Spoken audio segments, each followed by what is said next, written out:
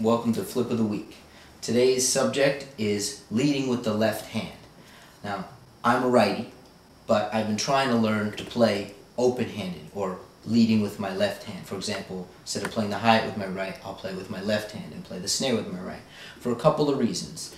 Number one, I saw that a lot of lefty drummers that play on righty sets, that's what felt comfortable for them, so they had a different approach. For example, Simon Phillips. He plays more or less a righty kit but left-hand lead, or Carter Buford from Dave Matthews Band, he plays that way as well.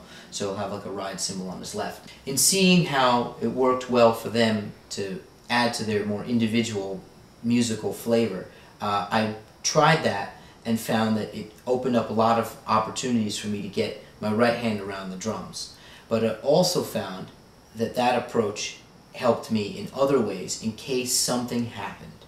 So, here are a few examples of what might happen. We might drop a stick, so we might have to play with only one hand or the other. Or, worst case, we might lose our bass drum somehow. Either we go through the drum head or our pedal falls apart. So I'm going to show you 5 examples that help me get around the drums so that when in doubt, I can probably finish the song and hopefully no one will notice.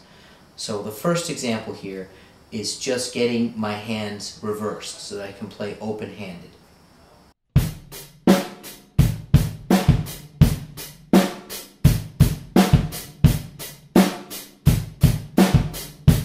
Example 2, I'll be playing just with my left hand, just so that I can keep a backbeat going and hopefully the entire beat doesn't fall apart. I'll start with both hands and then I'll just play with my left hand.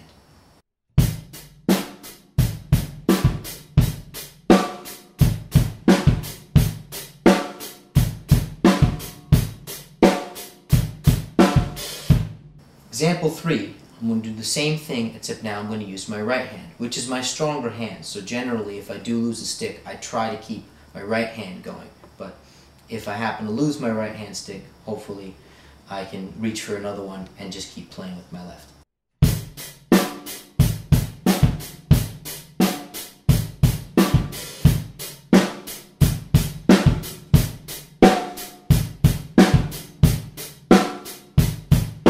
Now, example 4 is a bit of a crossover. I'm going to use my right hand as my normal leading rhythm hand, but I'm going to replace the bass drum notes that I was playing in the bass drum with my left hand, which means that I have to move my left hand underneath my right and play it on a floor tom. It's not the same, but as I said before, if you lose your bass drum, you want to be able to finish the song. It's better than nothing. I've actually had this happen and done it, and the guitar player in the band doesn't even notice. They just figure I changed something musically. They figure I used the floor tom instead of the bass drum as a, some whimsical new idea. But it can get you out of trouble. So here's that example, left hand replacing the bass drum.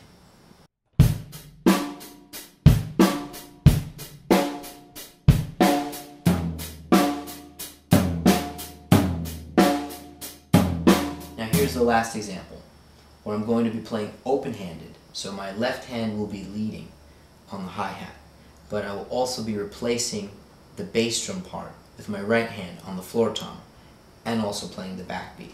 Now this is, to me, the easiest way to replace a bass drum that's missing, for 2 reasons. Because 1, I don't have to cross over, and 2, since my right hand is my stronger hand, I found it easier to coordinate it to make more musically adaptable sounds on the drums. For example, if I want the bass drum to be playing all 1 and the and a 3, it didn't feel so challenging to use my right hand that way because I'm just more used to controlling my right hand and moving it around. So here's that example. I'm going to play a couple of beats with the bass drum and then replace them with my right hand while playing open-handed.